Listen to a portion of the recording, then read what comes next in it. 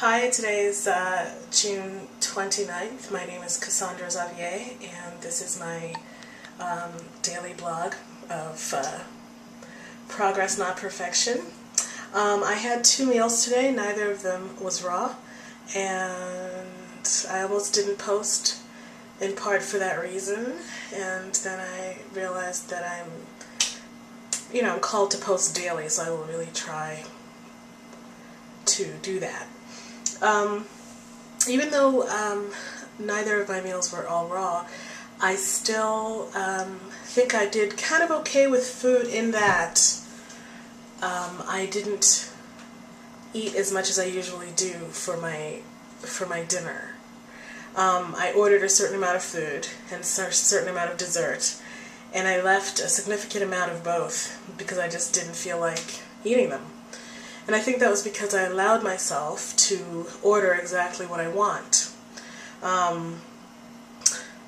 Sometime in the afternoon, I had a big breakfast, and it carried me throughout the entire day. And sometime around 6 or 7, I started getting hungry, and I was at my office and I had raw food in the fridge. And I thought, oh, let me get some of that. But I didn't want any of it. I knew exactly what I wanted. And I thought, well, maybe I should eat some of the raw stuff and then eat my cooked meal. And then I thought, well, I don't really want the raw stuff, so I didn't. So I wonder if it would have been better to have the raw stuff in my system because it's good for me, and plus the cooked, or is it better that I had 2 meals rather than 3? I don't know. I know that I'm just focusing on loving myself and just trying to relax. There will be many days of this, and I don't have to beat myself up trying to be perfect in the first 3 weeks, or even 3 months.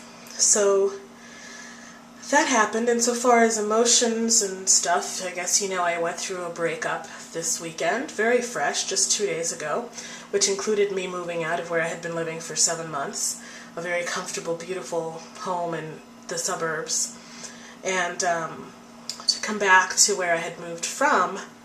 And I guess it's true, like, unless you leave a circumstance or relationship with love, you'll keep repeating it until you've learned whatever you need to learn.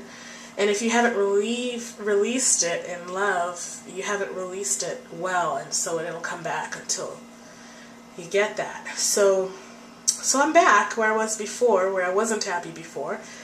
And I realized that I ought to love it before I go, and I ought to have my life set up so that I'm able to take care of myself and give myself what I want, not seek what my wants from someone else. So I've started loving where I am. A wee bit challenging because I'm in a very hot apartment. I have a tiny little fan. My roommate has an air conditioner in her room, and she keeps her door closed, so she has the cool air. It's just challenging, but I'm really focusing on what I have in my life that's good. So another thing relationship-wise is I'm doing some father healing work. I'm thinking about how I might relate in my romances with men if I had had a very healthy relationship with my father. If I had that background, how might I be different? So one of the things that I'm doing is I'm pretending that I'm somebody's daddy. So I'm pretending to re-daddy myself in some ways. And another exercise that I'm doing is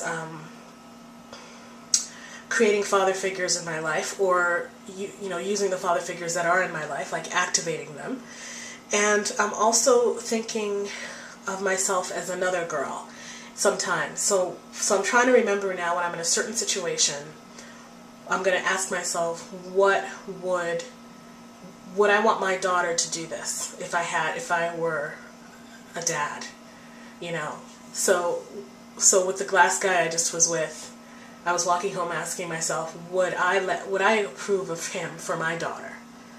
So these are exercises that I'm doing as I'm healing from this past relationship, which was wonderful in many ways, so I'm always grateful for that. So I'm grateful to you for listening. I'm grateful to the living plants and where they come from. I thank you. I love you. Take care. Bye. Yeah.